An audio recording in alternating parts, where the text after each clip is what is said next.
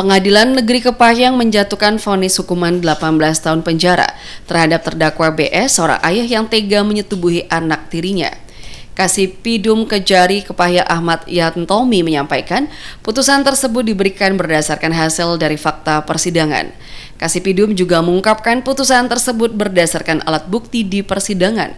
Vonis yang dijatuhkan majelis hakim terhadap terdakwa ini lebih rendah dari tuntutan jaksa penuntut umum yang sebelumnya menuntut BS dengan hukuman penjara selama 19 tahun. Vonis ini menjadi salah satu hukuman terberat dalam perkara kekerasan seksual terhadap anak di Kabupaten Kepahyang. Pertimbangan hakim mungkin jadi 18 pada tanggal 30. Ini dasar kita untuk menuntut 19 tahun apa?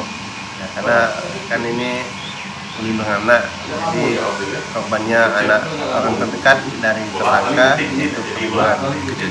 Ya, dan juga ada berulang kali, jadi dari anak dari kecil sampai dia SMA. Dan anak itu udah trauma. Itu anak ini udah trauma akibat perbuatan bapak sendiri. Dan untuk kasus asusila lainnya bakal menuruti ini juga Pak nanti Pak gimana? Kita lihat fakta persidangan, karena fakta persidangan kayak apa gitu mungkin sama, atau misalnya fakta persidangan beda ya jadi pertimbangan nantinya dalam tuntutan. Sementara dari vonis 18 tahun ini terdakwa sendiri keberatan atau gimana? Sampai hari ini ya hari yang ke-7. Jaksa penuntut umum Kejari Kepahyang Ahmad Dewan Nugraha mengatakan, berdasarkan dakwaan pihaknya, terdakwa ini terbukti secara sah melakukan tindak pidana dengan kekerasan atau ancaman kekerasan, memaksa melakukan aksi bejatnya terhadap anak yang berstatus anak tiri.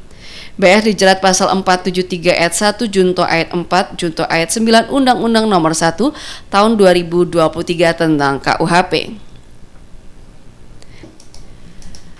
Dewa juga mengatakan dalam fakta persidangan terdakwa hanya mengakui perbuatannya sebanyak 3 kali dan tidak mengakui pemaksaan ataupun ancaman kepada korban yang merupakan anak tirinya.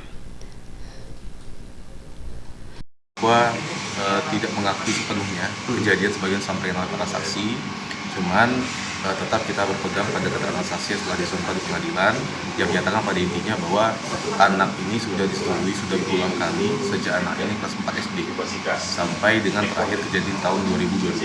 Itu juga menjadi alasan kita dalam tuntutan kita tuntut 19 tahun dan juga mengingat anak juga mengalami trauma akibat perbuatan itu.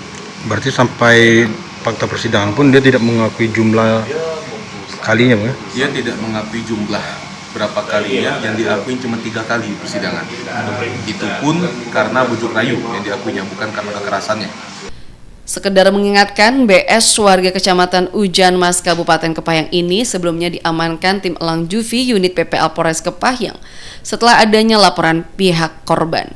Persetubuhan antara BS dan anak tirinya itu terjadi di kediaman korban tahun 2016 silam saat korban masih kelas 4 sekolah dasar dengan modus membujuk dan mengimingi korban dengan uang.